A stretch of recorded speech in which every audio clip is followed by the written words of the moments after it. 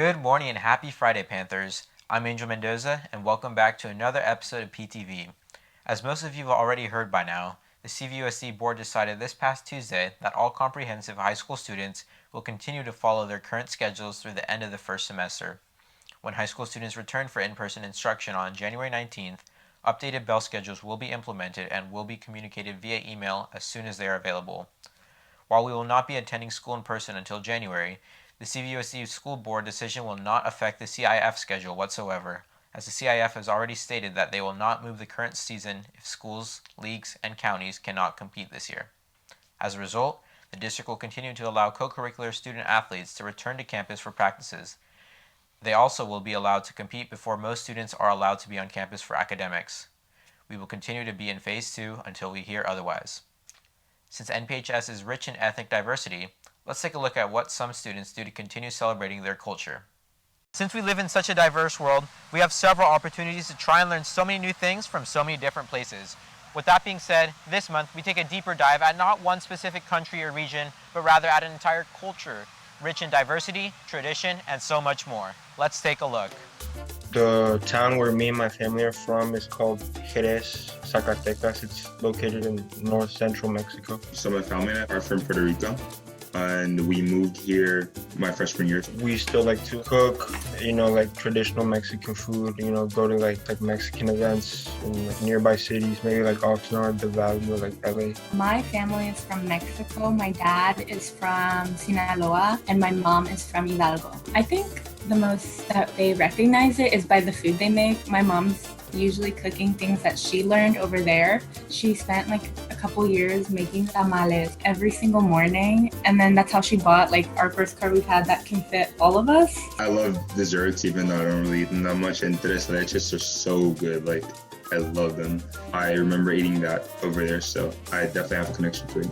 Being Hispanic to me means celebrating different cultures, diversities, even within each Hispanic country. Within Mexico, there's 32 states. Each state has its own special thing. There's things that unite us, like the language, right? But there's things that make us different as well, Certain things which we might have in Mexico, they might do it differently in Central America or the Caribbean. I feel like it's important for people to recognize their culture because it's just where they came from, and I feel like it's something that defines them. It's something that makes them unique. I feel like if you have a culture, it's really good to be around that culture because usually the environment helps you grow. Whether it's just trying a foreign dish for the first time, learning an entire new language, or anything in between, make sure to go out there and try something new from a different culture. Reporting for PTV, I'm Angel Mendoza. And as restaurants, stores, and movie theaters are slowly beginning to reopen their doors across the county, make sure to submit your receipts when you shop at the Oaks Mall to earn $500 to $2,500 for our school. If you want to submit your receipts or if you have any questions, please visit the School Sense page with the link below. With the recent release of yet another phone, we're all wanting to know what the hype is all about with the new iPhone 12. Here's Grant with some more information regarding this. Hey Panthers! On October 13th, Apple unveiled its latest gadget, the iPhone 12. This year, there are 4 models to choose from: the iPhone 12, the iPhone 12 mini, the iPhone 12 Pro, and the iPhone 12 Pro Max. While size is the biggest difference between these 4, they also have different cameras and different screens. All phones have large improvements from last year though. The screens are higher quality, the phones are thinner and lighter, the devices are much more powerful, and their cameras have begun using machine learning to take even better photos. There are also a few big-ticket features, such as 5G and Apple's new MagSafe technology, which allows for magnetic wireless charging. The lineup of phones starts at $699. That's all for now. Back to you, Angel. If you missed the first informational meeting last week but are still interested in participating in our school's new esports team, then make sure to fill out the contact list, which can be found in the most recent school newsletter.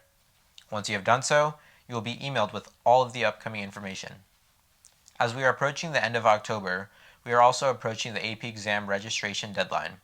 If you are planning on taking an AP exam this school year, make sure that you register before November 1st, as prices will increase after that.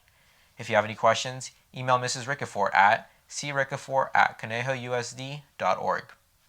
And unfortunately, that is all the time that we have left for today. Stay safe and have a great weekend, Panthers.